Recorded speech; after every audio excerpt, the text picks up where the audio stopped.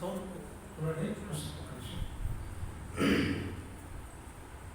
गुरुभ्यो नमः। हरि ओम। श्री महागणाधिपति नमः। ओम अज्ञानतिमिरान्धस्य ज्ञानाञ्जनशलाकया चक्षुरुन्मीलितं येन तस्मै श्री गुरवे नमः। व्यासाय विष्णुरूपाय व्यासरूपाय विष्णवे नमो वै ब्रह्मनिधये वासिष्ठाय नमो नमः। पूजन्तं राम रामेति मधुरं मधुराक्षरम् आरुह्य कविताशाखां वन्दे वाल्मीकिकोकिलम्। आपदामपहर्तारं धातारं सर्वसम्पदां लोकाभिरामं श्रीरामं भूयो भूयो नमाम्यहम्। नमोऽस्तु रामाय सलक्ष्मणाय देव्यै च तस्मै जनकात्मजायै। नमोऽस्तु रुद्रेन्द्रयमानिलेभ्यो नमोऽस्तु चन्द्रार्कमरुद्गणेभ्यः। श्रीकृष्णाय यदुभूषणा नरसखा शृङ्गाररत्नाकरा लोकद्रोहि नरेन्द्रवंशदहना लोकेश्वरा देवतानीकब्राह्मणगोगणार्तिहरणा निर्वाणसन्धायका नीकुम्रोक्यद तृम्पवे भवलतु नित्यानुकम्पानिधि। हे कृष्णा करुणा सिंधो दीनबंधो जगत्पते गोपेश गोपिका कांत राधा कांत नमोस्तुते। तप्त कांचन गौरांगी राधे वृंदावनेश्वरी वृषभानुसुते देवी प्रणमामि हरिप्रिये। वाञ्छाकल्पतरुभ्यश्च कृपा सिन्धुभ्य एव च पतितानां पावनेभ्यो वैष्णवेभ्यो नमो नमः।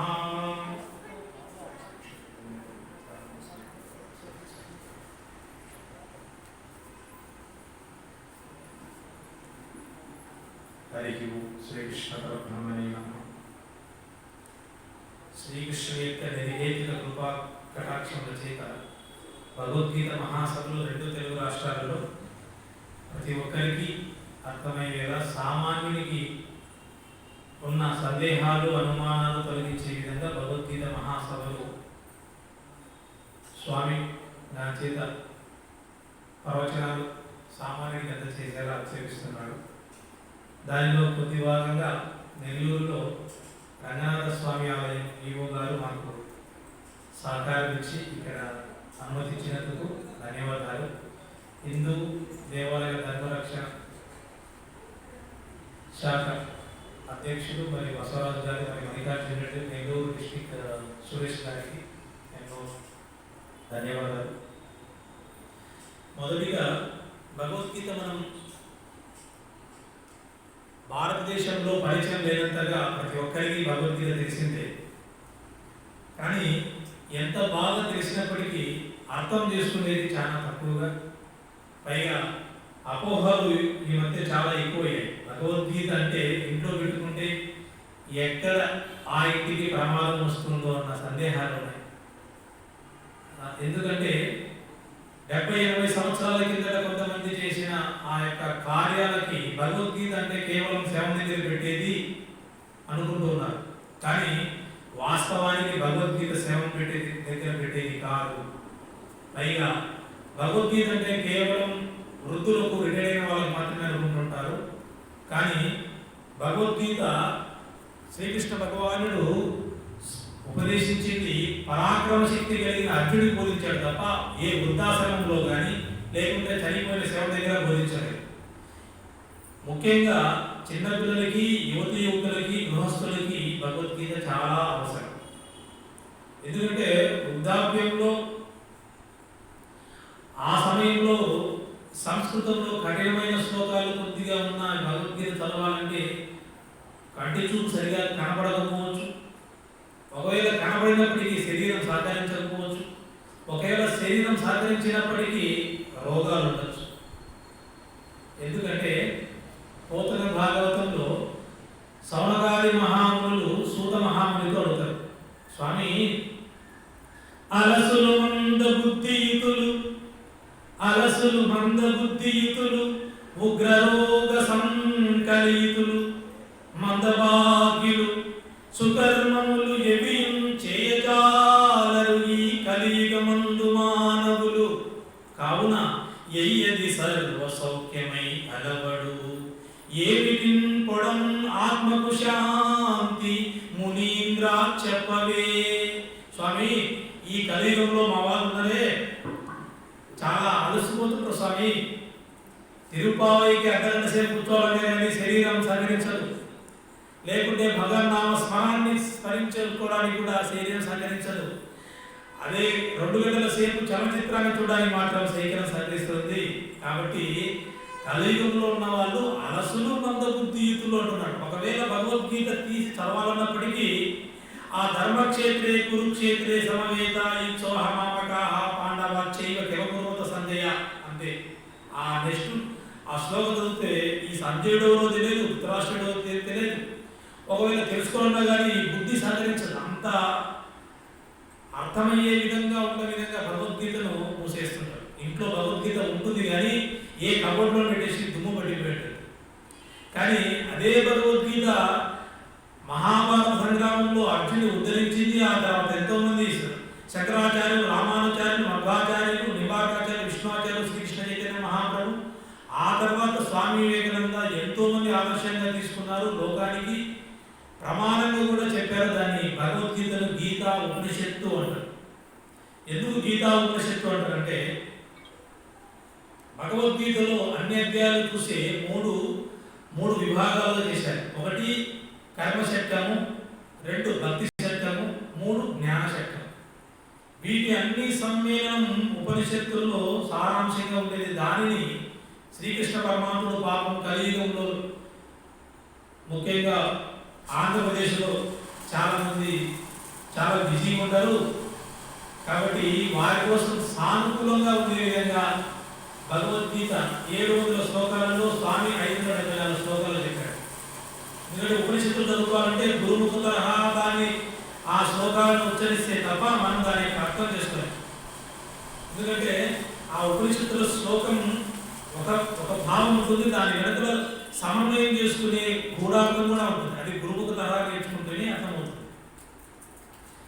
ఎందుకు దీన్ని గీతా ఉపనిషత్తు అంటారంటే శంకరాచార్యుడు స్వామి చెప్పాడు, సర్వోపనిషదో గావో దోగ్ధ గోపాల నందన పాతో వత్సః సుధీర్భోక్త దుగ్ధం గీతామృతం మహత్ అంటాడు. అంటే ఈ సర్వోపనిషదో గావో దోగ్ధ గోపాల నంద, ఉపనిషత్తుల యొక్క సారాంశం ఒక గోవు దగ్గర ఉంటే వాటి సారాంశం తీసుకోవడానికి మనం ఏ విధంగా గోవును పాలు పితికి తీసుకుంటామో ఆ పాలు పితికేవాడు ఎవరయ్యా అంటే గోపాలుడైన కృష్ణుడు. మరి ఇక్కడ లేగదోడు ఎవరయ్యా అంటే అర్జునుడు. ఆవు దగ్గర మనం పాలు పితకాలంటే మనం వెంటనే పొదుగు దగ్గర వెళ్ళి పాలు పితికితే అంత రావు, పాలు ఇవ్వదు కూడా. కాబట్టి దూడను వదిలితే దూడ మీద ప్రేమతో పాలు వదులుతుంది. అప్పుడు మనం ఏం చేస్తాం, దూడ కొద్దిసేపు తాగించి మనకు స్వార్థం ఎక్కువ కదా, అది కొద్ది తాగినప్పటికీ దానికి గడ్డి వ్యత్యాసాలు సరిపోతున్నట్టుగా వెంటనే దూడను పక్కన పెట్టేసి పాలు మనమంతా తీసుకుంటూ ఉంటాం. ఒకవేళ అది భగవంతుని యొక్క నైవేద్యానికి పూజకు అయితే సర్వకృష్ణాత్మ. కానీ ఇక్కడ ఆవులు ఎవరంటే ఉపనిషత్తుల రూపంలో ఉన్న గోవు, అదే భగవద్గీత. ఆ భగవద్గీత యొక్క సారాంశాన్ని ఉపదేశించాలి, లోకానికి పాల రూపంలో ఇవ్వాలి అంటే ఎవరొకరు కావాలి కదా. అందుకే అర్జునుడి దూడగా తీసుకున్నాడు అక్కడ. మరి పాలు పితికే ఎవరాయా గొల్లవాడు అంటే సాక్షాత్తుగా శ్రీకృష్ణ పరమాత్మ. ఉపనిషత్తుల సారాంశాన్ని ఒక పాల అమృతంలో మనందరికీ తెలియజేస్తున్నప్పటికీ అర్థం చేసుకునే అదృష్టం లేదు. ఎందుకంటే కలియుగంలో మందభాగ్యులు అని చెప్పారు. మందభాగ్యులు సుకర్మములు ఎవియం చేయజాలని ఈ కలియుగమందు మానవులు అంటారు. సుకర్మములు ఎవిని చేయజాలని, సుకర్మములు అంటే భగవన్ నామాన్ని స్మరించడం, భగవత్ శ్రవణం చేయడం, ఒక యజ్ఞం చేయడం, ధ్యానం చేయడం, యోగా పరమాత్మకు సంబంధించి యోగా చేయడం, ఇవన్నీ సుకర్మల కిందకి వస్తాయి. వీటిని ఎవరు చేయరు స్వామి. కాబట్టి సులభంగా ఈ కలి ప్రభావం ఎక్కువగా ఉంది కాబట్టి మానవులను ఉద్ధరించే మార్గం ఏదైనా చెప్పమంటే అందుకు శుద్ధ మహాముని భాగవతాన్ని తీసుకువస్తాడు. ఇక్కడ ఏమంటే మనం భగవద్గీతను సమానం చేస్తున్నాం. కాబట్టి ఉపనిషత్తులు చదవలేదన్న నిరుత్సాహం వలదు భగవద్గీత చదివితే మనకు ఉపనిషత్తు చదివినట్టే. పైగా వేదాలు చదవలేదనే బాధ కూడా వద్దు స్వామి. వేదవ్యాస మహాముని మన కోసం పంచమ వేదాన్ని మహాభారతాన్ని ఇచ్చాడు. ఒకవేళ మీరు వేదాలు చదవలేరు, ఉపనిషత్తులు చదవలేరు, రామాయణ 7 గంటలు, భాగవత 12 స్కందాలు చదవలేకుంటే కనీసం 18 అధ్యాయాల భగవద్గీతను చదవండి, మిమ్మల్ని ఉద్ధరించుకోనని స్వామి చెప్తున్నాడు. ఘంటసాల గారి మధురమైన గాత్రంతో మనం చిన్నప్పటి నుంచి వింటూనే ఉంటాం. పార్థాయ ప్రతిబోధితాం భగవతా నారాయణేన స్వయం వ్యాసేన గ్రథితా పురాణమునినా మధ్యే మహాభారతం. భగవద్గీత అనేది ఒక ప్రత్యేక గ్రంథం కాదు. భగవద్గీత అనేది పంచమవేదం మహాభారతంలో భీష్మ పర్వంలో ఆ యుద్ధం జరగక ముందు శ్రీకృష్ణుడు అర్జునుడికి ఉపదేశించినది. దాన్ని సంజయుడు దివ్యచక్షుల ద్వారా వేదవ్యాస మహాముని ఇచ్చిన అనుగ్రహం ద్వారా ధృతరాష్ట్రుని కోరిక మేరకు సంజయుడు ధృతరాష్ట్రుడు చేసే సంభాషణే భగవద్గీత. ఆ సంభాషణ యుద్ధం జరగక ముందు శ్రీకృష్ణార్జునుల మధ్య జరిగింది. వాస్తవంగా శ్రీకృష్ణార్జునుల మధ్య జరిగిన వెంటనే తక్షణమే సంజయుడు ధృతరాష్ట్రుడు చెప్పాడు. యుద్ధం జరగక ముందు ఉద్యోగ పర్వంలో శ్రీకృష్ణ పరమాత్ముడు యుద్ధం జరగదని ప్రయత్నిస్తాడు. కానీ దుర్యోధనులు, కర్ణుడు, దుశ్శాసనుడు, శకుని, ధృతరాష్ట్రుడు కుట్రలు పన్ని పాండవుల్ని మోసగించాలనుకుంటారు. కానీ మోసాలకే మోసగాడన్నట్టుగా కృష్ణుడు వారి చేత కూడా మాయలో వారిని ఏమాత్రం యుద్ధం చేసే విధంగానే వారి యొక్క బుద్ధిని ప్రచోదనం చేస్తాడు తప్ప యుద్ధం వద్దని శాంతి మార్గంలో పోలేవాడు కృష్ణుడు. ప్రయత్నం చేస్తాడే తప్ప.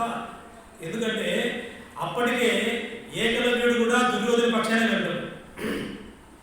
ఈ భారతదేశం పైన దాడి జరిగినప్పుడు కేవలం మన యొక్క గుడుల మీద, మన యొక్క ఆస్తుల మీద, ధనాల మీద కాదు, మన యొక్క శాస్త్రాల పైన, గురువుల పైన కూడా నిందలు వేశారు మూర్ఖులు ఈ దేశంపై. ద్రోణాచార్యుడు పాండవ పక్షపాతి, దుర్మార్గుడు అనే విధంగా చిత్రీకరించారు. కానీ మహాభారతం ఎవరైతే 18 పర్వాలు చదివింటారో వారికి మాత్రమే తెలుసు ద్రోణాచార్యుడు యొక్క గొప్పతనం. ఎందుకంటే ద్రోణాచార్యుడు ఎందుకు ఆ యొక్క ఏకలవ్యుడి నుంచి బొటనవేలు తీసుకుంటాడు అంటే, పూర్వం ద్వాపరయుగంలో కేవలం క్షత్రియులకు మాత్రమే విలువిద్య ఉండేది. ఏ విధంగా ఇప్పుడు భారతదేశంలో మిలిటరీ వాళ్ళకు, పోలీసు వాళ్ళకు, ఆర్మీ వాళ్ళకు తుపాకులు, ఆయుధాలు అనుభవించే విధంగా ఉందో అప్పుడు కూడా క్షత్రియులు మాత్రమే శత్రు రాజ్యాల నుంచి ప్రజలు రక్షించడానికి మరియు క్రూరముగాలు వచ్చే ఆ రాజ్యాన్ని ప్రజలు రక్షించడానికి అది క్షేమం క్షత్రియ విద్యగా ఉండేది తప్ప దుర్యోధనుడు ఇది క్షత్రియ పరీక్ష కానీ క్షాత్ర పరీక్ష అనే విధంగా ప్రజల్ని అంటే వారి యొక్క బుద్ధిని దెబ్బతీసే విధంగా మనకు చలనచిత్రాల్లో ఆ యొక్క పదాలు వాడారు. కానీ వాస్తవానికి క్షత్రియులకు మాత్రమే విలువిద్య. ఇప్పుడు చాలా మంది అంటుంటారు, ఎందుకయ్యా అది క్షాత్ర పరీక్ష కానీ క్షత్రియ పరీక్ష కాదు కదా, ఏం క్షత్రులకేనా అంటే వాస్తవానికి క్షత్రియులకు మాత్రమే. ఎందుకంటే క్షత్రియులు శక్తి పరాక్రమవంతులు, పౌరుషంగా ఉన్నవాళ్ళు, ఏమాత్రం వీర్యంలో తక్కువలకు లేని వాళ్ళు, శాంతి ఎక్కడ శాంతి కావాలనో అక్కడ శాంతిని, ఎక్కడ ఎవరిని రక్షించాలనో ఎవరిని శిక్షించాలనో ఎవరిని వారిని ఉద్ధరించాలనో రాజులో ఆ విధంగా క్షత్రియ ధర్మం ఉండేది. అంటే ఇప్పుడు ఇండియన్ గవర్నమెంట్ ఏ విధంగా లైసెన్స్ ఇచ్చి మిలిటరీ వాళ్ళకు, పోలీసు వాళ్ళకు ఆ యొక్క గన్ లైసెన్స్ ఇచ్చి దేశ రక్షణ వ్యవస్థను వారి చేతుల్లో పెట్టిందో అదేవిధంగా క్షత్రియ విద్య కూడా కేవలం క్షత్రియులకు మాత్రమే. ఏ విధంగా బ్రాహ్మణులకు వేదం అధ్యయనము, తర్వాత అర్చకత్వము, పౌరోహిత్యం ఉందో వారికి మాత్రమే చేయబడింది. ఎందుకంటే అది శుచి, శౌచత్వం మరియు శాంతికాముకంగా తీసుకునే సాత్విక ఆహారం ఎంతో ముడిపడింది. అది సామాన్యుల వల్ల అయ్యే పని కూడా కాదు. అందుకే ఎవరి ధర్మం వాళ్ళు ఆచరించండి కృష్ణుడు అదే చెప్పాడు. నీ స్వధర్మాన్ని ఆచరించున్నా పరధర్మం బాగుంది, నువ్వు దానిలో పోవద్దు, ఎందుకంటే ప్రమాదం వెంటనే పడుతుంది, నీ వల్ల కాదు. దానికి చాలా అభ్యాస యోగం చేసే తప్ప అది గురువులు తరహా ఉపదేశాన్ని తీసుకొని అది సంప్రదాయబద్ధంగా వెళితే అది శంకరాచార్య సంప్రదాయం కానీ, రామాను సంప్రదాయం కానీ, మధ్వ సంప్రదాయం కానీ ఆ గురువుకు తరహా తీసుకున్న తర్వాత నువ్వు సంప్రదాయం వెళ్ళిపోవచ్చు తప్ప నీ సొంతంగా ధర్మం ఏదో బాగుంటుంది దానిలో వెళ్ళకూడదు అని చెప్పారు. అందుకే మిలిటరీ బార్డర్లో ఏ విధంగా పాకిస్తాన్ వాడు మన వైపు దాడి చేస్తే, చైనా వాడు దాడి చేస్తే వాళ్ళని ఎదిరించే విధంగా మన ఆర్మీలను తర్వాత నేవీలను రక్షణ వ్యవస్థను తయారు చేసిందో అదేవిధంగా ద్వాపరయుగంలో కూడా కేవలం శత్రువులు ఎదిరించడానికి, క్రూరముగా ప్రజలను రక్షించడానికి క్షత్రియులకు ఆ విద్య నిర్మించింది. ఒకవేళ మిగతా వేరే వాళ్ళకి ఇస్తే ఏమవుతుంది అంటే, ఏకమైన విషయంలో ఎందుకు ఆ యొక్క ద్రోణాచార్యుడు బొటనవేలు తీసుకున్నాడంటే,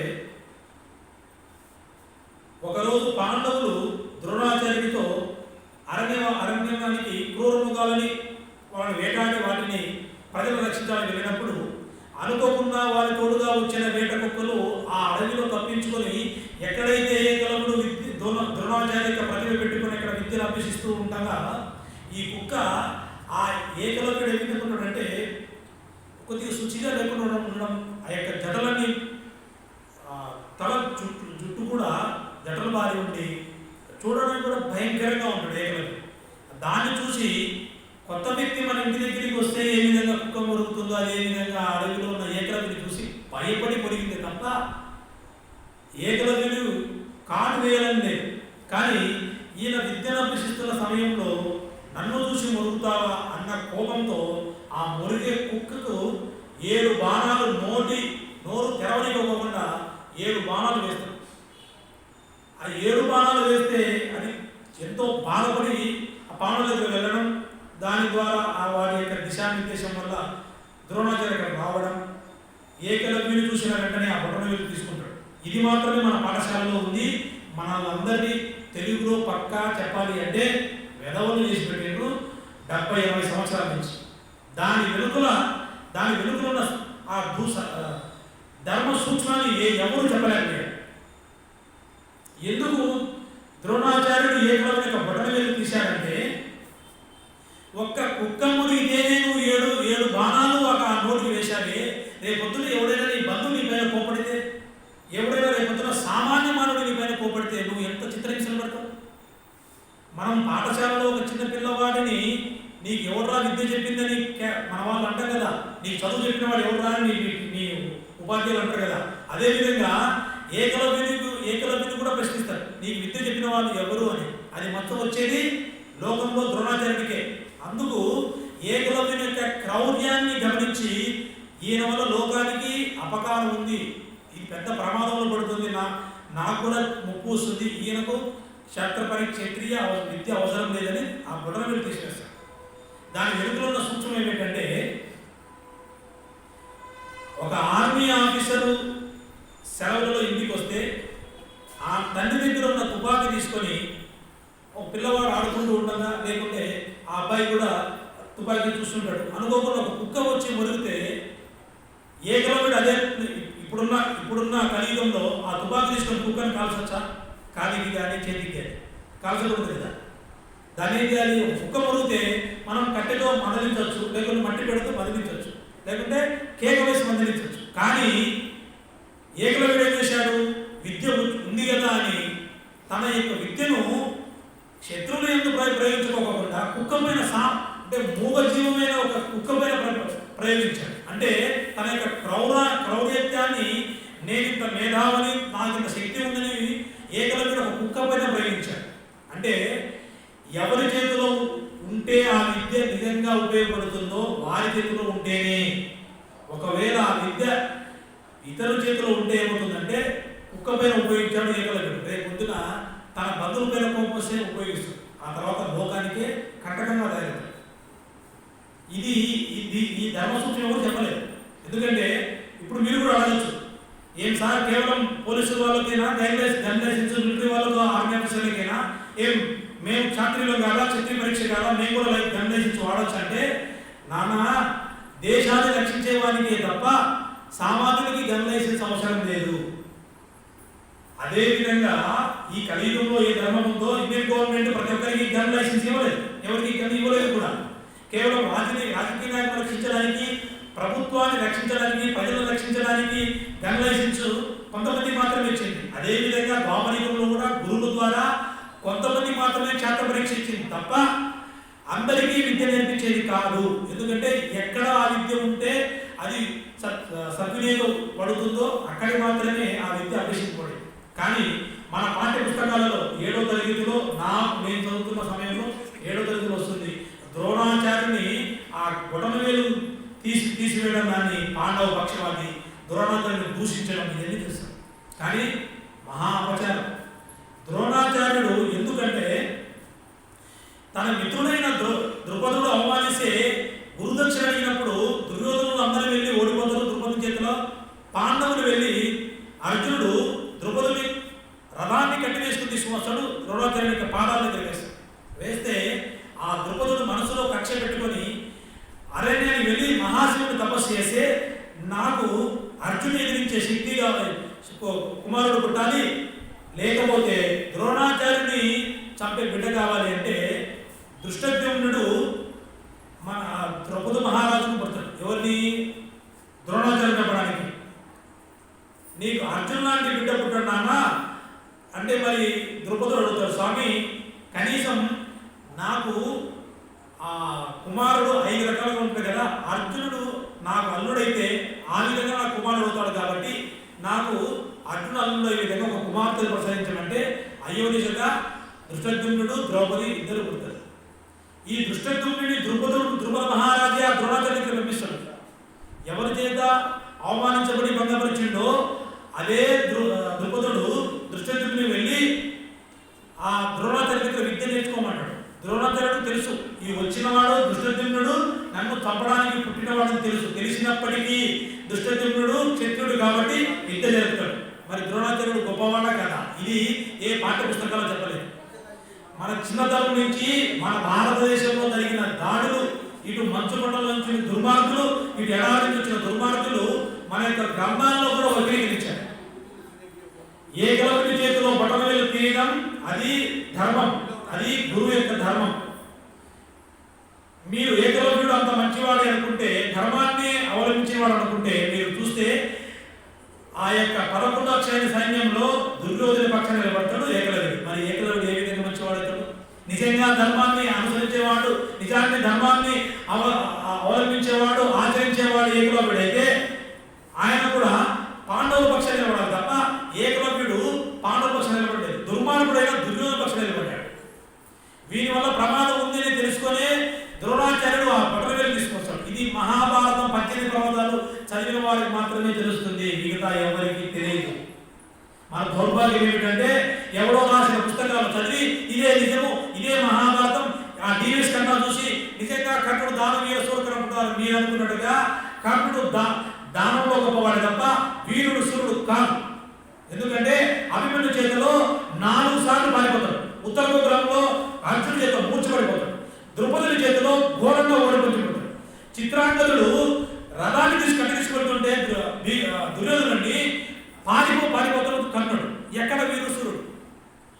దౌర్భాగ్యం ఏమిటంటే మన వాళ్ళకి మహాభారతం 18 పర్వాలు తీసే సమయం ఉండదు, 43,000 ఎల్ఈడి తీసే సమయం ఉంటుంది తప్ప, గంటలు అమెజాన్ యూట్యూబ్లో తీసే సమయం ఉంటుంది తప్ప మహాభారతం 18 చదవడానికి మనకు సమయం లేదు. మన దౌర్భాగ్యం ఆ విధంగా దాపించు. ఎందుకంటే నన్నయ్య తిక్కలయ్య ఆ యొక్క కవిత శైలి మహాభారతం టీవీ వాళ్ళు 3,200కి ఇస్తుంటే మనం చదవలేకపోతున్నాం. మీరు గమనిస్తే 3,000 నన్నయ్య కాలానికి ముందు మహాభారతం తెలుగులో రచింపబడలేదు. కానీ నన్నయ్య కాలంలో ఉన్న వాళ్ళు కూడా అదృష్టవంతులు కాదు, తిక్కన కాలంలో ఉన్న వాళ్ళు అదృష్టవంతులు కాదు, ఎర్రపల్లిలో ఉన్న వాళ్ళు అదృష్టవంతులు కాదు, మనం మాత్రం అదృష్టవంతులు. ఎందుకంటే ఆ నన్నయ్య తిక్కనైన ప్రకృతాన్ని కవులందరూ సంపుటం చేసి మన కోసం ఇస్తే మనకు మాత్రం ఎల్ఈడి టీవీలు, డిష్లు, ఛానళ్ళు, చలచిత్రాలైన రోజులు జరిగింది తప్ప ఆ కవిత నన్నయ్య తిక్కన మనకు ఆదికవి తెలుగులో ఆదికవి నన్నయ్య ఇచ్చిన మధురమైన యొక్క పద్యాలను చదివి దాన్ని మహాభారతంతో అదృష్టం తెలుసుకునే అదృష్టం లేదు. ఎందుకంటే మనం మందభాగ్యులం. 2000 సంవత్సరాల కిందట నైమిషాలయంలో సౌనకాది మహారాజు చెప్పేశారు, ఈ మందభాగ్యులయ్యా నన్నయ్య తిక్కలైన ప్రకారం మన కోసం ఇస్తే టీవీని వాళ్ళు తక్కువ ఖర్చుతో పోనీ కనీసం పోతన భాగవతమైన 2000 పెట్టుకుంటారంటే లేదు. వారానికి అవసరమైతే, నెలకు అవసరమైతే 250 రూపాయలు 400 రూపాయలు జియో రీఛార్జ్ చేస్తాం, కానీ పోతన భాగవతం నాకు అంత అదృష్టం లేదు. అసలు పోతన భాగవతం చదివితే ఒళ్ళు ఏ విధంగా పొలిగిస్తుందంటే పొయ్యి పైన పాలు మీరు మంట పెడితే పోతాయి, కానీ పోతన మహాత్ముడి యొక్క ఆ యొక్క పోతన భాగవతం చదువుతూ ఉంటే మంట లేకుండానే పాలు పొంగిన విధంగా భక్తి పొంగుతూ ఉంటుంది. ఆ పద్యాలు చదువుకుంటూనే ఒళ్ళు పులకరిస్తుంది. మీరు చూసే చలచిత్రాలు కళ్ళు నస్తుంది. మీరు గమనించండి, కావాలంటే ఏ స్వాతి పత్రిక అయినా కానీ, ఆంధ్రజ్యోతి పత్రిక అయినా కానీ మీ పుస్తకాలు చదివితే ఒక్కసారి చదివిన వెంటనే మీరు పక్కన పెట్టేస్తారు. కానీ భాగవతం చదివినా, భగవద్గీత చదివినా, ఎంత చదివినప్పటికీ తిరిగి మళ్ళీ కొత్తగా అనిపిస్తుంది. అదే కవితలో ఉన్న మాధుర్యం. దాన్ని తెలుసుకునే అదృష్టం మనకు లేదు. పోనీ మనం తెలుసుకునేది ఏంటంటే డివిఎస్ కర్ణ ఇదే మహాభారతం, ఆ తర్వాత ఆ పాండవ వనవాసం ఇదే మహాభారతం. 18 పర్వాలు చదవాలంటే శ్రీకృష్ణుడికి అనుగ్రహం ఉంటే తప్ప మీరు మహాభారతం చదవలేదు. మీరు గురుముఖ తరహా లేకుంటే భగవద్గీత సత్సంగంలో ఉంటే 18 మహాభారతం చదవడానికి మనకు వీలు కాదు. ఎందుకంటే మహాభారతం ఎవరైతే 18 పర్వాలు చదువుతారో కలియుగంలో ఏ విధంగా నివసించాలనో, ప్రమాదాలను ఏ విధంగా ఎదుర్కోవాలనో, నీ అన్నదమ్ములు నిన్ను మోసం చేసి నీ స్థలాన్ని తీసుకుంటూ ఉంటే ఏ విధంగా ఎత్తులు చిత్తులు వేసి వాళ్ళని కూడా ఎదుర్కోవాలనో మహాభారతం నేర్పుతుంది. నీ పక్కన ఉన్నవాడు నిన్ను పొగుడుతుండేది తెగుడుతుండేది కూడా మహాభారతం నేర్పుతుంది. నువ్వు ఏ విధంగా నీ లక్ష్యాన్ని నెరవేర్చుకోవాలి మహాభారతం నేర్పుతుంది. ఆ మహాభారతంలోనే ఈ భగవద్గీత మనకు అదృష్టం లేదు. పైగా మనం ఏమనుకుంటున్నామంటే తెచ్చుకున్న కియా కారు, కొనుక్కున్న ఫ్లాట్లు, వాడే మొబైల్ నిజంగా ఆనందం ఉంటుంది కాదు. అంతర్ముఖంగాను చదువుతున్న ఆ గ్రంథాల్లో ఉన్న పద్యాలలో ఉన్న శ్లోకాల్లో ఉన్న మహాత్మ్యాన్ని మీరు చదువుతూ ఉంటే అద్భుతంగా ఉంటుంది. పోతన శ్రీ కైవల్య పదము చేరుటకునై చింతించదన్ లోక రక్షైకారంబకు భక్త పాలన కళా సంభ్రంబకు దానవోద్రేక స్తంభకు కేదిలోల విలస దృగ్జాల సంభూత నానా కంజాత భవాండ కుంభకు మహానందాంగనాడింబకు. శ్రీ కైవల్యం చేరడానికి ఆ యొక్క మహానందాంగనాడింబకు ఎవరయ్యా మహానందాంగనాడింబకు అంటే నందుని భార్య అయిన యశోద ముద్దులు బిడ్డడైన శ్రీకృష్ణ పరమాత్మ నేను కోరుతానంటాడు. ఎవరయ్యా అంటే భక్తుల యొక్క వారి యొక్క కోరికలు నెరవేర్చేవాడు, దానవోద్రేక స్తంభకు రాక్షసుల యొక్క వారి యొక్క క్రూరత్వాన్ని అణిచివేసేవాడు, మరియు కేదిలో దృగ్జాల సంభూతనానా కంజాత భవాండ కుంభకం. చూడండి ఆ శ్లోకాల పదాలు చూడండి, అవి పొరుగుతూ ఉంటాయి. కేదిలో దృగ్జాల సంజాత కంజాత సంభూత భవాండ కుంభకం అంటే ఆయన విలాసంగానే ఈ భువన భాండాగాలన్నీ సృష్టించాడు. చరాచర భూతాలను సృష్టించి వాటికి ప్రాణం పోసి ఆ ప్రాణులు కూడా నేను నాస్తికుని, దేవుడు ఉన్నాడా దేవుడు లేడు, నేను చదువుతున్న చదివే నాకు ఉద్యోగం ఇచ్చింది తప్ప దేవుడు లేడనే మూర్ఖునికి కూడా ప్రాణం పోసిన వాడు శ్రీకృష్ణ పరమాత్మ. ఆయన నేను స్మరిస్తున్నానని పోతన భాగవతం చెప్తాడు. ఇంకా ఏంటంటే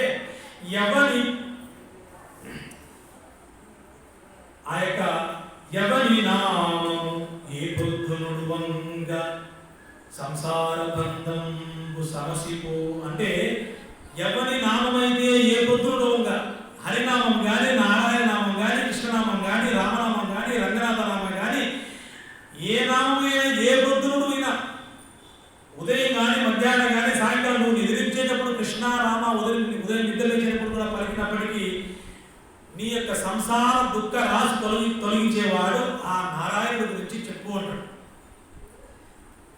ఎవని అవతారములు ఎల్లభూతములకు సుఖమును వృద్ధిం సొరదించేయు ఎవని శుభనామము ఏ బుద్ధునుడు వంగ సంసార దుఃఖ రాశి సమసిపో ఎవని చరితంబు హృదయంబు చేర్పంగా భయముండ మనసులు ఎవ్వని పదములు తగిలి శాంతిని పొందిరి. ఎవని పదనదిన్ ఏ పారు జలముల నైర్మల్య సిద్ధిం కల్గుం. వసుదేవ దేవకీలకు పుట్టినవాడెవ్వడు తత్కథలెల్ల వినంగ ఇచ్చట పుట్టెడు. యుద్ధ చరిత్ర వినిపింపుము అంటాడు. అంటే యవ్వని అవతారములు ఎల్ల భూతములకు సుఖమును వృద్ధిని సొలదిని చేయి. అంటే దశావతారాలు ఎవరైతే వింటుంటున్నారో ఆ యొక్క పరమాత్మ యొక్క దివ్య అవతారాలు తెలుసుకుంటుంటున్నారో, స్వామి 21 అవతారం తీసుకుంటారు, దాంట్లో ప్రాశస్త్యం పొందినది 10 అవతారాలు. ఎవరైతే ఆ 10 అవతారాలు తెలుసుకుంటారో ఎల్ల భూతములకు సుఖమును వృద్ధిని సొలదిని చేయంటారు. అంటే ఆ తెలుసుకున్న వారికి సుఖాన్ని, వారి జీవితంలో వృద్ధిని కలుగు చేసేది ఆ యొక్క భగవత్ కథ. మళ్ళీ ఎవరి నామము ఎవరి కథ హృదయంలో చరిత్రాన్ని పెట్టుకుంటాడో వాని వల్ల ఎవరైతే ఎల్లప్పుడూ ఆ కృష్ణనామ కథ లేకుంటే రాముని యొక్క కథ ఆ హృదయంలో తిరుగుతూ ఉంటుందో దాన్ని చూసి మృత్యువు కూడా భయముంది పారిపోతుంది. ఎందుకంటే నువ్వు నామాన్ని స్మరిస్తూ ఉంటావు కదా, ఉగ్రం వీర మహావిష్ణు జలంతం సరతోముఖం సింహం భీషణం భద్రం మృత్యు నమామ్యం. ఆ మృత్యువు కూడా మృత్యునిచ్చేవాడు నరసింహుడు. ఆ నరసింహుని యొక్క ప్రహ్లాద చరిత్ర ఎవరైతే మనసులో పదిలంగా పట్టుకున్నారో ఆ యొక్క మృత్యువు కూడా భయపడిపోతుంది. ఎందుకంటే ఒకవేళ ఎవరైతే ప్రహ్లాద చరిత్ర నరసింహుని అవతారాన్ని మనసులో స్మరిస్తూ ఉంటారో మృత్యు దగ్గరికి వస్తే మృత్యువు కూడా మళ్ళీ మృత్యువిశ్వడు నరసింహుడు. ఇంకా లోకంలో చనిపోవాడు ఎవడు ఉంటాడని మృత్యువు భయముంది పారిపోతుంది. ఎందుకు? ఎవడైతే భగవద్గీత పట్టుకున్నవాడో. కాబట్టి అందుకే భగవద్గీత మీరు వినండి అనుకుంటారు. ఈ మధ్య హరికథ అంటే చాలా ఏదో అది పొద్దుపోని సమయం అనుకుంటూ ఉంటారు. వాస్తవంగా హరికథ ఆ యొక్క శ్రీహరి కథ వింటే నీ యొక్క సంసార దుఃఖ రాశి పోతుందిరా. ఆ శ్రీకృష్ణ భగవానుడి యొక్క దివ్య లీలలు వింటే నీ మనసు ఉప్పొంగిపోతూ ఉంటుంది. నీ యొక్క మనసు ఆహ్లాదకరంగా ఉంటుంది ఆ యొక్క స్వామి యొక్క లీలలు. లోకంలో చాలా మంది అంటుంటారు, ఎన్ని కష్టాలంటే మా చిన్నతనం నుంచి ఏం చెప్పమంటారు. అసలు చిన్నప్పటి నుంచి ఎంత కష్టపడ్డాను, యువకుల వయసులో కూడా కష్టపడ్డాను, పెళ్ళైనా కష్టపడ్డాను, పిల్లలు కష్టపడడం కష్టపడ్డాను. అంటే నీకన్నా ఎక్కువ కష్టపడ్డాడు మా కృష్ణుడు, నీకన్నా ఎక్కువ కష్టపడ్డాడు మా రాముడు. పుట్టినప్పుడే తల్లిదండ్రులు వదిలిపెట్టేసి పుట్టినవాడు ఎక్కడ పుట్టాడు? మనమందరం పిల్లల్లో పుట్టే హాస్పిటల్లో పుడితే శ్రీకృష్ణ పరమాత్ముడు చెరసాలలో పుట్టాడు. అంతకంటే నువ్వు అదృష్టవంతులే కదా. చెరసాలలో పుట్టాడు మా కృష్ణుడు. మరి పోటీ పుట్టినప్పటికీ తల్లిదండ్రులు పక్షాన అంటే తల్లి గర్భాన్ని పుట్టిన వెంటనే తిరిగి మళ్ళీ దొంగగా కంసుని చెరసాల నుంచి దొంగగా పారిపోయి ఆ గోకులంలో నందుని యొక్క వైశయంతో పెరుగుతాడు. పుట్టింది క్షత్రియ వంశంలో. కృష్ణుడు అందరూ చాలా మంది గొల్లవాళ్ళు అనుకుంటారు. కాదు, గొల్లవాళ్ళ దగ్గర తిరిగేవాడు కాబట్టి యదు అనుకుంటారు. కానీ శ్రీకృష్ణుడు పుట్టింది యదు వంశంలో. యదు అనే మహారాజు యొక్క వంశంలో పుట్టినవాడు శ్రీకృష్ణుడు. క్షత్రియ వంశస్థుడు. పుట్టింది క్షత్రియ వంశంలో, పెరిగింది వైశ్యుడైన ఆ యొక్క గోకులంలో పుట్టినాడు. పోయి మరి ఎవరితో తిరిగాడు అంటే గొల్లవాళ్ళతో తిరిగాడు. మరి చదువు ఎక్కడ నేర్చుకున్నాడు అంటే బ్రాహ్మణులతో. ఇట్లా అందరినీ ఉద్ధరించాడు. పుట్టిన క్షత్రియులని, తర్వాత పెంచిన తల్లిదండ్రుల యొక్క వైశ్యులని, ఇటు శూద్రులని అందరినీ ధరించిన వాడు కృష్ణుడు. పోనీ సరే కనీసం చెరసాలు తప్పించుకున్నాడు. అక్కడ నందగోకులను ఆయన సుభిక్షంగా సుఖపడ్డాడు. అంటే పుట్టిన కొద్ది రోజులకే పూతన వచ్చి పాలను ఇచ్చే రూపంలో కృష్ణుడి చంపాలనుకుంటుంది. మనకు ఎటువంటి ఆపదలు వచ్చాయి? కృష్ణుడికి అన్ని వచ్చిన ఆపదలు మనకు తెలిసాయా? మరి ఆయనే రక్షించుకుంటాడు ఆ పూతను సంబంధించి. తర్వాత శకటాసుని, వృషభాసుని, బకాసుని ఎంతో మంది రాక్షసులు సముద్రం ఉంటాడు. 7 ఏళ్ల వయసులో 7 రోజులు 7 పగళ్ళు ఆ యొక్క గోవర్ధనగిరి పర్వతాన్ని ఎత్తి గోవులను నందగోపులను అందరినీ రక్షిస్తాడు. మరి మనం అంత కష్టపడ్డామా? పోనీ ఆ తర్వాత అది కాదయ్యా, ఇంకా ఎప్పుడు కష్టపడ్డాడంటే 12 ఏళ్లకు కంసుని సముద్రంలో జనాసులతో యుద్ధం చేస్తాడు. ద్రౌపది అమ్మ రుక్మిణి కోసం, కళ్యాణం కోసం తన సొంత బంధువులతోనే యుద్ధం చేయాల్సి వస్తుంది. ఇంత కష్టపడ్డాడు మన కృష్ణుడు. మరి రాముడు తెల్లారి పట్టాభిషేకం ఉన్నప్పటికీ తండ్రి యొక్క ధర్మ మార్గంలో నిలబెట్టేందుకు తల్లి యొక్క కోరికల కోసం 14 ఏళ్ళ శ్రమపడ్డాడు.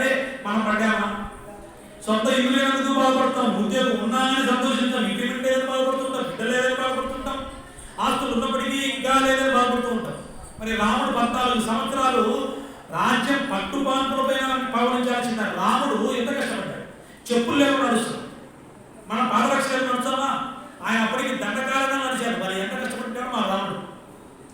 పైగా పోనీ అప్పటికి ఏమైనా సుఖపడ్డాడంటే కైకముందు చెప్తుంది, నేను బ్రహ్మచర్యం ఉండాలి అంటాడు.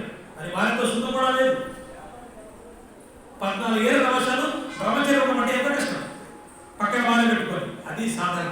అందుకోసమే పురుషోత్తముడు నారాయణుడు అయితే మర్యాద పురుషోత్తముడు, శ్రీరాముడు పూర్ణ పురుషోత్తముడు వచ్చేసి శ్రీకృష్ణుడు అయ్యాడు. ధర్మాన్ని తెలిసినంత మాత్రం సరిపోదు, దాన్ని ఆచరించిన వాడు శ్రీరామచంద్రుడు. ఆయన ఆచరించి దాన్ని లోకానికి చూపించాడు కాబట్టి మర్యాద పురుషోత్తముడై ప్రతి ఊరున వీధ వాడల ఆ రాముడికి మందిరం కట్టాడు. స్వామి నరుడైనప్పటికీ దేవుడి రూపంలో ఉన్నప్పటికీ ఆయన నరుడిగానే తీసుకొని నరుడిగానే కష్టాలు తీసుకుంటాడు. ఆ కష్టాలు రామాయణం మనకి ఏం తెలుస్తుందంటే, మానవుడికి కష్టాలు వచ్చినప్పటికీ దాన్ని ఎదుర్కోగల శక్తి భగవన్నామాన్ని ఇస్తుంది. ఆ భగవన్నామాన్ని పట్టుకోండి అంటాడు. అందుకోసమే భగవన్నామాన్ని మనం భక్తితో స్మరణ చేయడం ద్వారా మన కష్టాలు ఎదుర్కోవచ్చు. మరి భగవద్గీత ఎందుకు చదవాలి అంటే, భగవద్గీత నీ యొక్క బుద్ధిని, మనస్సును, ఇంద్రియాలు మనకు పరిగెడుతూనే ఉంటాయి. ఎక్కడికెక్కడికి రంగనాథాలయంలో కూర్చున్నప్పటికీ ఆ గురునాథ్ థియేటర్లకు కానీ ఎక్కడికెక్కడికి వెళ్తుంటుంది, టీవీ దగ్గరికి, చలచిత్రాల దగ్గరికి వెళ్తూ ఉంటుంది. ఈ మనస్సును కట్టి పెడేయాలంటే పరమాత్మని యొక్క దివ్యమైన నామాన్ని, ఆ కథలు తెలుసుకుంటే మనస్సు నిశ్చలంగా నిర్మలంగా ఉంటుంది. అందుకే కృష్ణుడు ఏమిటంటే, మచ్చిత్తామర్గణ బోధయంత పరస్పరం కథయంతంచ మాం నిత్యా దుష్యంతి రమంతి చ అంటారు. అయ్యా ఎందుకయ్యా భగవద్గీత భాగవతం తెలుసుకోవాలి, చదువుకోవాలి అంటే కృష్ణుడు చెప్తారు, అర్జున నా భక్తులు మచ్చిత్తామర్గత ప్రాణ బోధయంత పరస్పరం, వారి యొక్క చిత్తంలో అంటే మనస్సులో నా యొక్క కథనే మర్గత ప్రాణ, వారు చేసే వారి యొక్క శరీరాన్ని, బుద్ధిని, మనస్సును నా కార్యం కోసమే చేస్తూ ఉంటారు. మరి చేస్తూ ఉంటే అనుకోకుండా రంగనాథాలయంలో ఇద్దరు భక్తులు కనబడితే వాళ్ళు బోధయంత పరస్పరం ఒకరికొకరు పరస్పరం చర్చించుకుంటారు. ఏమని? సుబ్బారావు నేను పోతన భాగవతంలో ఆ శ్లోకం చదివాను దశమస్కందంలో. ఆహా, ఎటువంటి శ్లోకం అయ్యా, ఎంత అద్భుతంగా ఉందంటే, అప్పుడు ఈ రామారావు చెప్తాడు, సుబ్బారావు నేను కూడా పోతన భాగవతంలో ఆ ప్రహ్లాదుడి శ్లోకం చదివానయ్యా, ప్రహ్లాదుడు ఎంత చక్కగా చెప్పాడని. అంటే ఆ యొక్క భగవంతుని గురించి తెలుసుకుని వర్ణిస్తున్నట్టే దుష్యంతి చరమంతి చ, సంతోషాన్ని ఆనందంగా పొందుతూ ఉంటారు. ఒక హీరో గురించి మీరు ఒక చలచిత్రాన్ని గురించి ఈ చలచిత్రం ఈ విధంగా ఉంది, ఆ చలచిత్రం ఈ విధంగా ఉంది అనుకుంటూ ఉంటారు. భక్తులు కూడా ఆ భగవంతుని యొక్క కథలు తెలుసుకొని ఒకరికొకరు నిత్యం చర్చించుకుంటూనే ఉంటారు, ఒకవేళ ఎక్కడైనా కనబడింది. ఎందుకంటే వారు వారి యొక్క కార్యకలాపాలు చేసుకుంటూనే ఆ యొక్క భగవంతుని యొక్క కథ తెలుసుకుంటూ పోతన భాగవతం కానీ, మహాభారతం కానీ, రామాయణం కానీ చదువుకుంటూ ఒకరికొకరు చర్చించుకుంటారు. కథ ఎంత పరస్పరం వారి ఒకరు చర్చించుకుంటారు. ఇంకా భక్తి భక్తి అంటే ఏమిటి అంటే, మన సనాతన ధర్మంలో చాలా మంది సనాతన ధర్మం అంటుంటారు. ముందు ధర్మం అంటే మన సనాతన ధర్మం వేదాలు, ఉపనిషత్తులు, తర్వాత మహాభారత పంచవేదం, భాగవతం ఏమిటంటే సవై పుంసాం పరో ధర్మో యదో భక్తి అదోక్షతే అహైతుకి అప్రతిహత ఏయాత్మ సుప్రసీదతి అంటే సవై పుంసాం పరో ధర్మం. నాన్న పుట్టినప్పటి నుంచి నీ తల్లిదండ్రులకు బిడ్డగా ఉండడం నీ ధర్మం. తర్వాత పాఠశాలకు వెళితే ఉపాధ్యాయుడికి దగ్గర నువ్వు విద్యార్థిగా ఉండడం నీ ధర్మం. తర్వాత ఉద్యోగం చేసేటప్పుడు నీ యజమాని దగ్గర నువ్వు ఒక ఉద్యోగుడిగా ఉండడం నీ యొక్క ధర్మం. వివాహమైన తర్వాత భార్యకు భర్తగా ఉండడం ధర్మం, పిల్లలు పుట్టిన తర్వాత తండ్రిగా ఉండడం ధర్మం, భారతదేశానికి మంచి పౌరుడుగా ఉండడం ధర్మం. ఈ ధర్మాల కంటే సవై పుంసాం పరో ధర్మం అంటే నువ్వు చేస్తున్న అన్ని ధర్మాల కంటే పరమశ్రేష్టమైన ధర్మం ఏమిటంటే సవై పుంసాం పరో ధర్మో యథో భక్తి అదోక్షతే అంటే ఆ అదోక్షతే అంటే మనం ఇంద్రియాల ద్వారా మనం పరమాత్మని తెలుసుకోవాలని ప్రయత్నం చేసినప్పటికీ స్వామి మనల్ని ఓడిస్తూ ఉంటాడు. అదోక్షతే అంత సునాయాసంగా మన పరమాత్మని తెలుసుకునే విధంగా కాదు, దాన్ని అదోక్షతే అంటారు. అంటే అవ్యక్త రూపం అంతటా వ్యాపించిన పరమాత్మని తెలుసుకోవడం, ఆ స్వామికి సేవ చేసుకోవడమే భాగవత ధర్మం, అదే సనాతన ధర్మం. మన ధర్మం ఏమిటంటే సనాతన ధర్మం. మనకి ఎన్ని ధర్మాలు ఉన్నప్పటికీ నీ ధర్మం ఏమిటయ్యా అంటే భాగవత ధర్మం. ఎందుకు భాగవత ధర్మము అంటే మనకి పుట్టిన బిడ్డకు వాడిపైన ప్రేమకు వాడి ప్రేమతో వాడికి పాలిస్తేనే వాడు బిడ్డ భోజనం చేసిన తర్వాతనే మనం తింటమే. మనకు జన్మనిచ్చిన ఆ యొక్క తల్లిదండ్రులకు ఈ ప్రకృతికి సమస్త చరాచర సృష్టించిన ఆ తండ్రికి మనం ఎంత రుణపడి ఉండాలి. కృష్ణుడు యొక్క ఏమని పితాహమశ్చతో మాతా ధాతా పితామహ వేద్యం పవిత్రం ఓంకార రుక్ సామ యజుర్యేవచ అంటాడు. అర్జున, ఈ సమస్త చరాచర సృష్టికి తండ్రిని నేనే, తల్లిని నేనే, పోషించువాడు నేనే, భరించువాడు నేనే, నేనే వేదాన్ని, నేనే ఓంకారాన్ని, నేనే రుక్ సామ యజుర్ వేదాలు అంటాడు. మరి ఆ తండ్రిని మనకు రుణపడున్నాం కదా, మరి దానికి మనం ఏం చేయాలి? ఏ విధంగా నువ్వు గవర్నమెంట్కు ట్యాక్స్ కడుతున్నావో అదే విధంగా నువ్వు జన్మ తీసుకొని ఈ ప్రకృతి అనుభవిస్తున్నావు కదా, నీది కాదు నాది కాదు. నువ్వు ఇచ్చే పూలదండ కూడా నువ్వు రంగు వేసినది కూడా కాదు. మరి పరమాత్ముడు ఆ యొక్క ప్రకృతిని అందంగా సృష్టించి మనం దాన్ని తీసుకొని పరమాత్మ చేస్తున్నాం తప్ప మనం స్వామికి ఏమి ఎటువంటి అర్పించలేదు. స్వామి ఇచ్చిన దాన్ని మనం వినియోగించుకొని దాని ద్వారా లబ్ధి పొంది తిరిగి దాన్ని స్వామికి ఇస్తున్నాం తప్ప మనం ఇచ్చేవాళ్ళం కాదు. అందుకే దానికి భగవత్ సేవ భాగవత ధర్మం అంటారు. భక్తి ఎందుకు భక్తి ఏ విధంగా ఉంటుందంటే, నీ భార్య పైన నీకు ప్రేమ ఉంటే ఆమెను మెప్పించడానికి నువ్వు బంగారు పట్టు చీరలు, రకరకాల పండ్లు, కార్లు, బిల్డింగ్లు నిర్మించి ఆయన భార్యను ఏ విధంగా సంతోషిస్తావో పరమాత్ముని కూడా నువ్వు అదే విధంగా చేయాలి. ఏ విధంగా? ప్రేమపూర్వకంగా స్వామి కోసం ఒక గుడి నిర్మించడం, ప్రేమపూర్వకంగా స్వామికి ఒక పట్టు వస్త్రం సమర్పించడం, ప్రేమపూర్వకంగా నీ భార్యకు 5 తులాలు 10 తులాలు బంగారు పెట్టుకుంటే స్వామికి కొద్దిగా సమర్పించు. అదేంటి ప్రేమ? నువ్వు ఎప్పుడైతే పరమాత్మునికి ప్రేమతో ఆ యొక్క భక్తి చేస్తున్నావో స్వామితో నీకు రాగం ఏర్పడుతుంది. ఎప్పుడైతే నువ్వు రంగనాథ స్వామికి రోజు ఉదయం కూడా సాయంకాలం కూడా స్వామి నుంచి దర్శించుకుంటూ ఉంటావో ఆ యొక్క శేషతలంపైన పవలించి ఉన్న స్వామి యొక్క ముగ్ధ మనోహర దర్శనాన్ని నువ్వు రోజు చూస్తూ ఉంటే ఒక 7 రోజుల తర్వాత నువ్వు ఎటువంటి పనులు ఉన్నప్పటికీ నీ మనసు లాగుకొని తీసుకువెళ్తూ ఉంటుంది. ఎందుకు? స్వామి మీద నీకు రాగం ఏర్పడింది. ఎప్పుడైతే నీకు ఎటువంటి బాహ్యమైన కార్యకలాపాలు ఉన్నప్పటికీ ఆ రంగనాథాలయంలో స్వామి యొక్క దర్శనాన్ని దర్శించుకోవడానికి నీ మనసు లాగిందంటే అక్కడ నీకు రాగం ఏర్పడినట్టు. ఆ రాగం ఏమవుతుంది? భౌతిక కార్యకలాపాల దగ్గర నీకు విరాగం అంటే వైరాగ్యం వచ్చేసింది. ఎప్పుడైతే స్వామి దర్శించుకోవడానికి వెళ్తుంటావో అప్పుడు నీకు స్వామితో రాగం ఏర్పడుతుంది. ఆ రాగం ద్వారా స్వామి కోసం కొన్ని శ్లోకాలు కానీ స్వామి నామాన్ని జపించడానికి ఉంటుంది. దానికోసం ఏం చేస్తావు? కొన్ని గ్రంథాలు చదువుతావు. ఒక భగవద్గీత కానీ రామాయణ భాగవతం చదువుతావు. ఈ చదవడం ద్వారా ఏమవుతుంది? నీకు జ్ఞానం ఏర్పడుతుంది.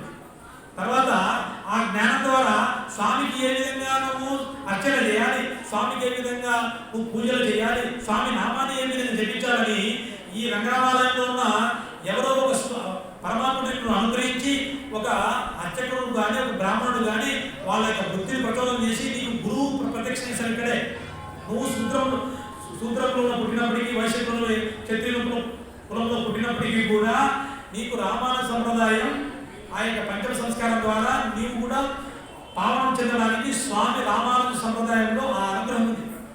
మనం ఉద్ధరించడానికి వచ్చిందే తప్ప అందరినీ దూరం పెట్టడానికి కాదు. తెలుసు. ఎందుకంటే నీ యొక్క భక్తి ఆ స్థాయికి వెళ్ళినప్పుడు స్వామి నీకు గురువును పరిచయం చేస్తాడు. ఎప్పుడైతే నీకు రంగనాథాలయంలో ఉన్న రంగనాథుడి మీద రాగం ఏర్పడిందో బయట కార్యకలాపాలపై నీకు వైరాగ్యం ఏర్పడుతుంది. చాలు.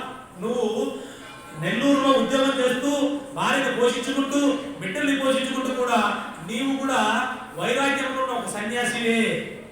నువ్వేం హిమాచలం అవసరం లేదు, హిమాలయాలకు వెళ్ళడం అవసరం లేదు. వైరాగ్యం కావాలంటే ఇంట్లో ఉండి కూడా ప్రతినిత్యం నామాన్ని స్మరించుకుంటూ పరమాత్మునికి నీవు భక్తితో సమర్పిస్తూ ఉంటే, నీ యొక్క కర్మ ఫల త్యాగాన్ని సమర్పిస్తూ ఉంటే నీవు కూడా వైరాగ్యమే అని చెప్పారు. ఎందుకంటే లోకంలో 3 రకాలు ఉంటారు.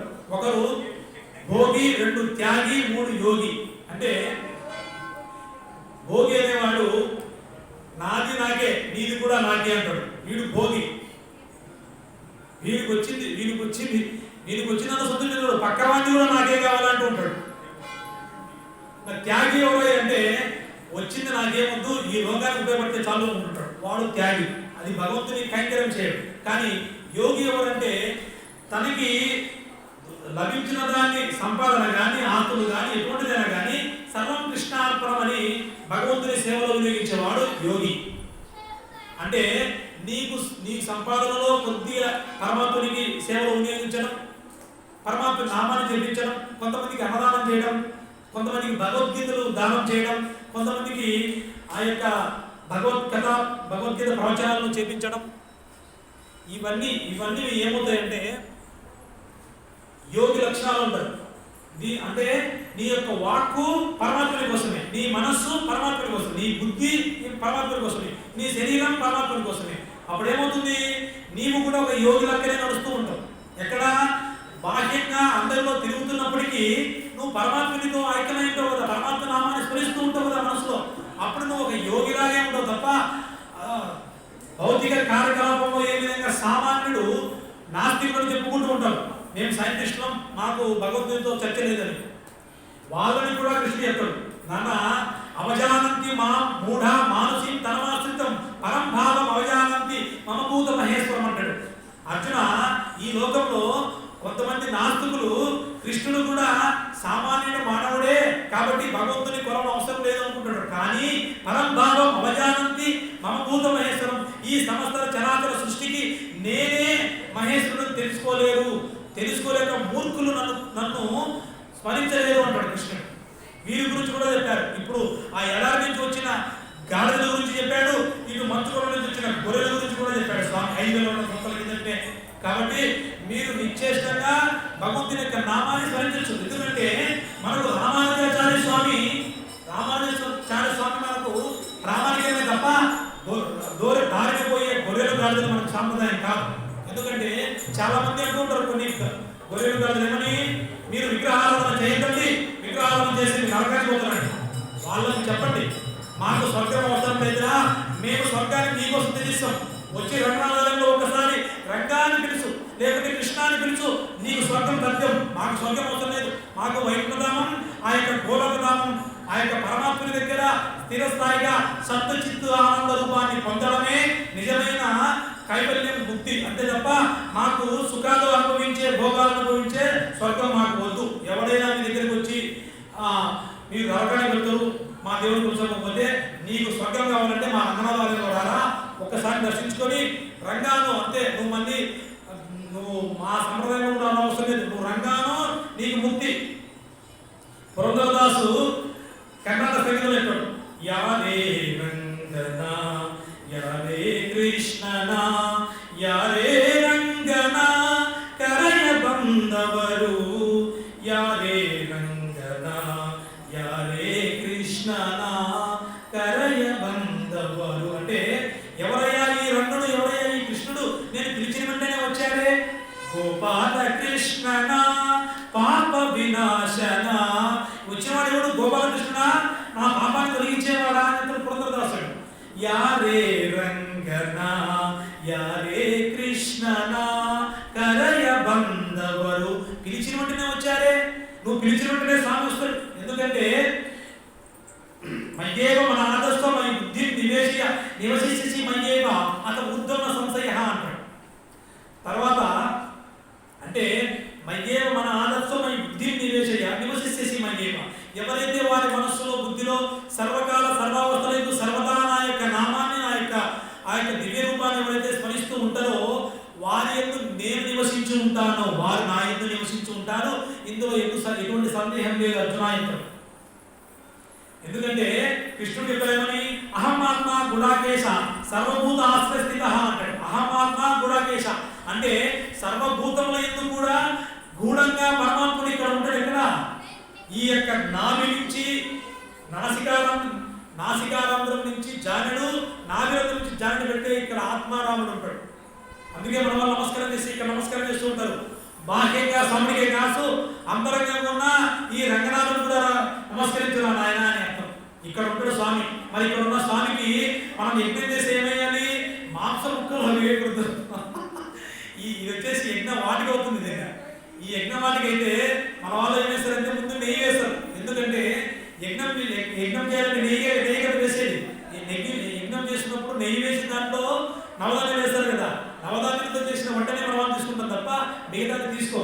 అందుకే ఎవరైతే పరమాత్మునికి ఇది యజ్ఞవాటిక, ఈ ఉదరం అనేది యజ్ఞవాటిక, దీనికి నెయ్యి సమర్పించి దాంట్లో నవధాన్యం ద్వారా తీసుకున్నప్పుడు ఎవరైతే ఆహారం తీసుకుంటారో వారి యొక్క ముఖ వచ్చస్సు బ్రహ్మవస్సు యొక్క తేజస్సుగా ఉంటుంది, వారి ఆరోగ్యం బాగుంటుంది, వారికి ఎటువంటి రోగాలు రావు. వచ్చినప్పటికీ పరమాత్ముడు వారి యొక్క పూర్వజన్మలో సంచిత కర్మ ప్రారంభ కర్మ తొలగించడానికి తప్ప వారిని ఎటువంటి బాధలకు గురి చేయడానికి కాదు. కృష్ణుడు ఏమని యజ్ఞ శిష్టాసన భుంజతే యజ్ఞ శిష్టాసన ముచ్యంతే సర్వకిల్పిశై అంటాడు. అర్జున, నా భక్తులు నాకు యజ్ఞం చేసి ఆ యజ్ఞం చేసిన తర్వాత ఉన్న ప్రసాదాన్ని తీసుకుంటారు తప్ప వారి కోసం ఎటువంటి ప్రసాదాన్ని వండుకోరు. ఒకవేళ వండుకుంటే ఏమవుతుందో చెప్పాడు 3వ అధ్యాయంలో. మీరు భగవద్గీత తీస్తే అర్థమవుతుంది. ఏం చెప్పాడంటే భుంజతే తే త్వగం పాపం పచింతే ఆత్మ కారణం అంటాడు. ఎవరైతే నాకు యజ్ఞం చేయకోకుండా నాకు ప్రసాదం పెట్టుకోకుండా మీరు వండుకుంటారో అది మీరు పాపం వండుకున్నట్టే, తస్మాత్ జాగ్రత్త అని చెప్పాడు. అందుకే రోగాలు. మీరు ఒకవేళ పరమాత్మని అర్పించకుండా తీసుకున్నారో అది పాపం కూర్చుంటుందని నిజం. మీరు కావాలంటే మీ ఇంటికి సత్యనారాయణ వచ్చిన ఒక బ్రాహ్మణుడు అర్చకుడు పౌరోహితుడు మీ ఇంట్లో భోంచేయడు. ఎందుకంటే మీరు వంట చేసేటప్పుడు నారాయణ అన్నారో పక్కింటి పుల్లక్కను మీ ఇంట్లో అక్కడ దగ్గర పోగొడుతున్నారు. వంట చేసేటప్పుడు శుచిగా శౌచంగాన్ని పరమాత్మ నామాన్ని స్మరిస్తే ఆ స్మరించిన నామాన్ని పరమాత్మునికి నైవేద్యంగా సమర్పించిన దాన్ని తీసుకోవాలి తప్ప ఎవరైతే భగవంతుని యొక్క ఆ యొక్క సంప్రదాయంలో ఆ యొక్క ఆరాధనలు ఉండరో, భగవంతుని యొక్క ఆరాధన ఉండరో, భగవంతుని నివేదించిన ఆ యొక్క ప్రసాదాన్ని తీసుకోవాలి. ఒకవేళ మీరు ఆ విధంగా పెట్టకుండా తీసుకుంటే అది పాపం తిండి అంటారు కృష్ణుడు.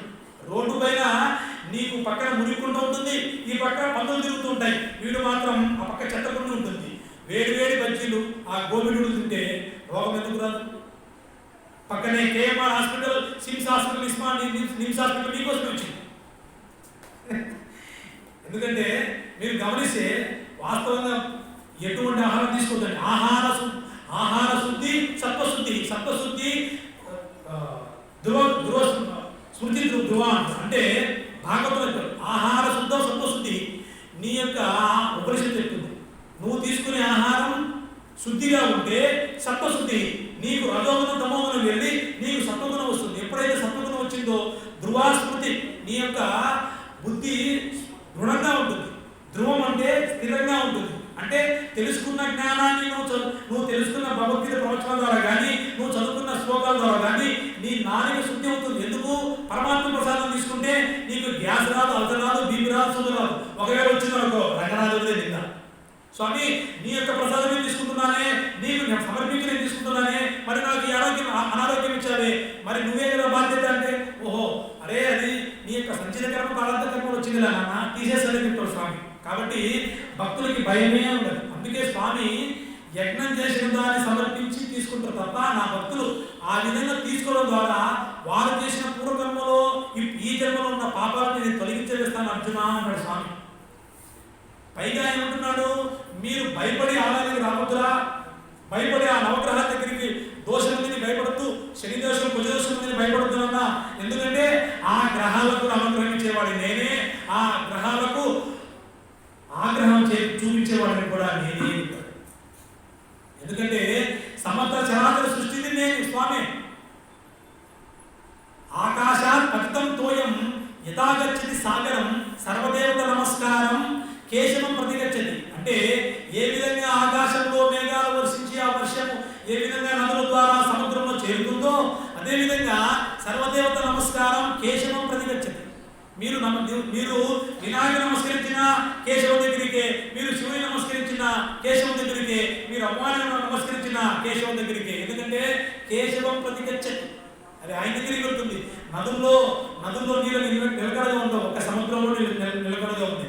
అవన్నీ ఎక్కడికి? అది ప్రకృతి ధర్మం. అదేవిధంగా భాగవతంలో యథా తరోన్మూలం నిషేచన తృప్యంతి తత్స్కంద భుజ ఉపశాఖాః అంటాడు. అంటే ఒక చెట్టుకు మనం ఆకులకు కొమ్మలకు నీళ్ళు పోయాం, వేర్ల కోసం.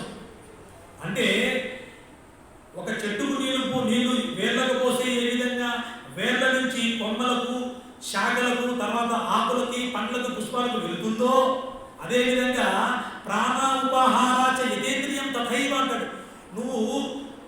ఈ యొక్క అంగాలకు అంటే ఈ యొక్క శరీరానికి నువ్వు అన్ని అవయవాలకి శక్తి రావాలంటే ప్రతి ఒక్క అంగానికి నువ్వు భోజనం పెట్టవు. ఈ ఉదరానికి భోజనం సమర్పిస్తే ఇక్కడి నుంచి మొత్తం శక్తి అంతా సర్వాంగానికి వెళ్తుందో అదేవిధంగా సర్వాహరణం అచ్యుతేజ్య అంటాడు. నువ్వు నమస్కరించే అందరి దేవతలు నమస్కరించే అవసరం లేదు నాన్న, నీకు సమయం లేదు కాబట్టి ఒక్క స్వామిని పట్టుకోరా నాన్న, ఆ కేశవుని పట్టుకో, ఆ అచ్యుతుని పట్టుకున్నావో అందరి దేవతలు నమస్కరించినట్టే. అదేంటి స్వామి విఘ్నేశ్వరుడు ఏమైనా కోపడతాడు అంటే, విఘ్నేశ్వరుడు మా శ్రీమనారాయణ అల్లుడేరా నాయన. ఎట్లా స్వామి అంటే నారాయణ నారాయణి, పార్వతి మా అమ్మ మా స్వామి చెల్లెలే. మరి శివుడు ఏమైనా కోపడతాడంటే శివుడు కూడా మా స్వామి బావే, నేను ఎందుకు భయం. ఒకవేళ సుబ్రహ్మణ్య స్వామి ఆయన కూడా మా మేనలుడే. మరి అయ్యప్ప స్వామి హరిహరాలు ఇద్దరు పుట్టినవాడే. ఇంకా నవగ్రహాలు వారు ఉదయం లేచిన నుంచి ముక్కోటి దేవతలకు వచ్చి స్వామి ఆ వైకుంఠంలో స్వామి దగ్గరకు వచ్చి స్వామి అన్యదా శరణం నాస్తి త్వమేవ శరణం మమ తస్య కారుణ్య భావేన రక్ష జనార్దన అంటుంటారు మనలాగనే. ఇంకా నీకెందుకు భయం? నువ్వు నవగ్రహాలు నమస్కారం చేయలేదని, నవగ్రహం దగ్గర పోలేదని, వినాయకుడి దగ్గర పోలేదని, శివుడి దగ్గర పోలేదని, ఈ గుడికి ఆ గుడికి పోలేదని బాధపడుతున్నా నాన్న. నువ్వు ఆ పరమాత్మని ఒక్కడి పట్టుకో, అచ్యుతుని పట్టుకో గట్టిగా చాలు.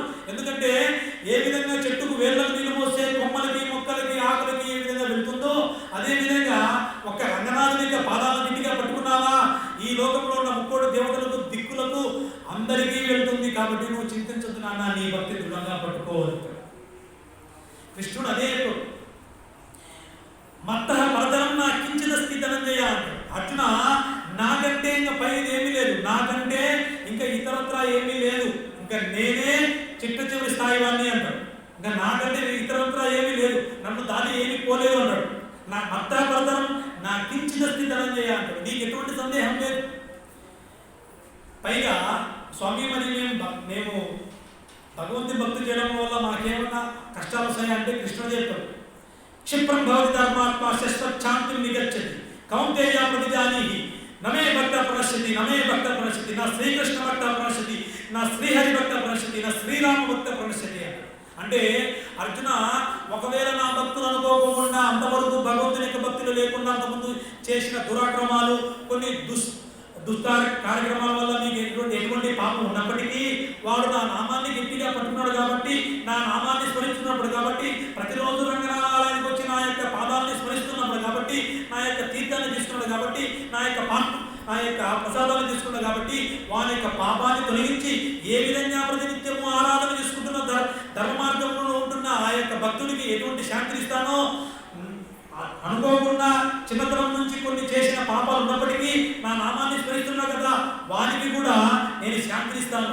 చెప్పు లోకానికి ఏమని కౌంతేయ ప్రతిదానీహి లోకానికి ప్రకటించి చెప్పేమని నమే భక్త ప్రణశ్యతి నా శ్రీకృష్ణ భక్త ప్రణశ్యతి నా శ్రీరామ భక్త ప్రణశ్యతి. అంటే ఈ శ్రీకృష్ణ భక్తుడికి అంటే ఎవరైతే నన్ను స్మరిస్తూ ఉంటారో, నా యొక్క నామాన్ని స్మరిస్తూ ఉంటారో, నా యొక్క పాదాలను శరణాగతి పెడతారో వాళ్ళకు నాశనం లేదు, వాళ్ళకి ఎటువంటి ఆపదలు రావని గట్టిగా చెప్పాడు. కాబట్టి భగవద్గీత చదవడం ద్వారా భక్తి దృఢంగా ఉంటుంది. మీకున్న సందేహాలు అపోహలు ఎటువంటి అవసరం లేదండి. మీరు తూర్పు దిక్కు కూర్చున్నారా, పడమైపు దిక్కు కూర్చున్నారా, ఉత్తరం కూర్చున్నారా, దక్షిణ కూర్చున్నారా, అన్ని దిక్కులు సర్వం స్వామి. ఎందుకంటే ఏకైవ పరో విష్ణు సర్వవ్యాపి నా సంశయ. స్వామి ఈ దిక్కు కాదు అన్ని దిక్కులు స్వామి ఉన్నాడు. ఎందుకంటే ఆ దిక్కులకు కూడా దిక్కే స్వామి. నీకెందుకు భయం? నువ్వు ఎటు కూర్చుంటే నీ మనసులో స్వామి ఉంటే నీకెందుకు భయం? ఒకవేళ ఆ దిక్కులు ఏమైనా కొద్ది ఆక్రమించినప్పటికీ శ్రీరామాను ఒక్కసారి వాళ్ళు కూడా భయపడతారు. కాబట్టి నీకు ఎటువంటి సందేహం లేదు. భగవంతుని ఒక్క శ్రీకృష్ణ నామాన్ని, ఒక శ్రీహరి నామాన్ని, శ్రీరామ నామాన్ని, ఆ నారాయణ నామాన్ని ఎవరైతే గట్టిగా పట్టుకొని స్మరిస్తూ ఉంటారో వారికి ఎటువంటి భయం లేదు. కృష్ణుడు గట్టిగా మరీ చెప్తూ ఉంటాడు, మీకు ఎటువంటి సందేహం లేదు, మీరు భక్తులు దృఢంగా ఉండొచ్చు. అనన్యాశ్చింతయంతో మాం ఏ జనాః పరిపాసతే తేషాం నిత్యాభియుక్తానాం యోగక్షేమం మహామ్యం అంటాడు. అంటే అర్జున ఎవరైతే సర్వకాల సర్వావస్థలందు నా యొక్క నామాన్ని స్మరిస్తూ నన్నే చింతిస్తూ ఉంటారో వారి యొక్క యోగము క్షేమం నేనే చూస్తానంటున్నాడు. నీకు ఎటువంటి ఆపదలు ఉన్నప్పటికీ, నీకు ఎటువంటి అప్పులు ఉన్నప్పటికీ, నీకు ఎటువంటి కోరికలు ఉన్నప్పటికీ నేను నెరవేరుస్తాను నాన్న అంటాడు. ఏ విధంగా ఒక చిన్న పిల్లవాడికి తల్లిదండ్రులు ఆ యొక్క బిడ్డలకు కోరికలు నెరవేరుస్తారో ఆ బిడ్డకి ఎటువంటి కోరికలు వారికి ఆ బిడ్డలకు ఎటువంటి పాఠశాలను చేర్పిస్తే మంచిదో, ఆ బిడ్డలు ఎటువంటి దుస్తులు కావాలనో, ఆ పిల్లవాడికి ఎటువంటి పలహారాలు ప్రసాదాలు తీయాలనో తల్లి తెలుసు కదా. మనకు కూడా ఎటువంటి వాడిని ఇవ్వాల్సింది, ఎటువంటి బిడ్డని ఇవ్వాల్సింది, ఎటువంటి ఆస్తులు ఇవ్వాల్సింది కూడా పరమాత్మకు తెలుసు. కాబట్టి పరమాత్మని యొక్క శరణాగతి పొందిన వారికి ఎటువంటి దుఃఖం ఉండదు, ఎటువంటి బాధలు ఉండదు. భక్తి మార్గంలోని యొక్క మనసు ఆనందంగా ఉంటుంది తప్ప విరాగంగా ఉండదు అంటాడు. అంటే పోతన భాగవతం చెప్తాడు, హరిభక్తి విసర్జితులు రిక్త వ్యక్తములు ఉంటాడు. రిక్త వ్యక్తములు అంటాడు. ఒకవేళ హరిభక్తి లేకుండా మేము జ్ఞాన సంపూర్ణం, మేము కేవలం జ్ఞానం మాత్రమే తెలుసు అంటే వారు రిక్త వ్యక్తములు అసంపూర్ణంగా ఉంటాయి. పైగా వారి యొక్క జీవన విధానము అవన్నీ వ్యర్థములే అని కృష్ణుడు చెప్తాడు. కాబట్టి భగవంతుని యొక్క నామాన్ని గట్టిగా నామాన్ని స్మరిస్తూ ఉండాలి. ఒక జపమాల తీసుకొని ప్రతిరోజు కొద్దిగా 20 నిమిషాలు కానీ 10 నిమిషాలు కానీ ఓం నమో నారాయణాయ, ఓం నమో నారాయణాయ, ఓం నమో నారాయణాయ, ఏ విధంగా ప్రహ్లాదుడు స్మరించాడో, లేకుంటే ధ్రువుడు స్మరించిన నామాన్ని ఓం నమో భగవతే వాసుదేవాయ, ఓం నమో భగవతే వాసుదేవాయ, ఓం నమో భగవతే వాసుదేవాయ, లేకుంటే హరే కృష్ణ కృష్ణ కృష్ణ హరే హరే, హరే రామ రామ రామ హరే హరే. నీకు నచ్చిన నామాన్ని పట్టుకో. నారాయణ నామం కానీ, వాసుదేవ నామం కానీ, కృష్ణనామం కానీ స్మరిస్తే నీ యొక్క పాపనాశిని హరించేవాడు, నిన్ను రక్షించేవాడు శ్రీకృష్ణ పరమాత్ముడు. పరమాత్ముని యొక్క ఆశీస్సులు ఉండగా మనకు ఎటువంటి భయం లేదు, దిగులు విచారం అవసరం లేదు. పైగా ఇంట్లో అనేది పెట్టుకొని పక్కన వారి యొక్క ఇంటిలో మనం అర్థించే అవసరం కూడా లేదు. ఎందుకంటే సాక్షాత్తు లక్ష్మీ అమ్మవారు కుబేరుడు కూడా ధనాన్ని ఇచ్చేవాడు. ఈ లోకానికి ధనాన్ని ఇచ్చేదే అమ్మ. అందరి దేవతలు అనుగ్రహించేవాడు రంగనాథుడు స్వామి. ఇంకా వారిద్దరు ఉండగా మనకు లోకంలో మనకు ఎటువంటి బాధలు, ఎటువంటి దుఃఖాలు ఉంటాయి. కాకపోతే మనకు స్పృహ ఉండాలి. మనం పరమాత్మని యొక్క బిడ్డలను తెలుసుకుంటే మనకి ఎటువంటి దుఃఖాలు ఉంటాయి. ఇంతటితో సెలవు. కృష్ణుడు పరిగణించినంత వేరు భగవద్గీత కొద్దిపాటి. ఈ రంగనాథ ఆలయంలో అవకాశం ఇచ్చిన రంగనాథ ఈఓ ఆఫీసర్ గారికి మరియు ఆలయ ఉన్న అర్చకులందరికీ, హిందూ దేవాలయ సంరక్షణ బసవరాజు గారికి మరియు మణికర్జునికి సురేశ్వర గారికి అందరికీ ధన్యవాదాలు. కాయేన వాచా మనసేంద్రియా బుద్ధ్యాత్మనా వా ప్రకృతి కరోమి యద్య సకలం తస్మై నారాయణాయ. స్వస్తి పదభ్య పరిపాలయంతం న్యాయేన మార్గేణ మహిం మహిషాః గోబ్రాహ్మణేభ్యः శుభం భవతు. లోకాః సమస్తాః సుఖినో భవంతు. సర్వం కృష్ణార్పణమస్తు. హరి ఓం.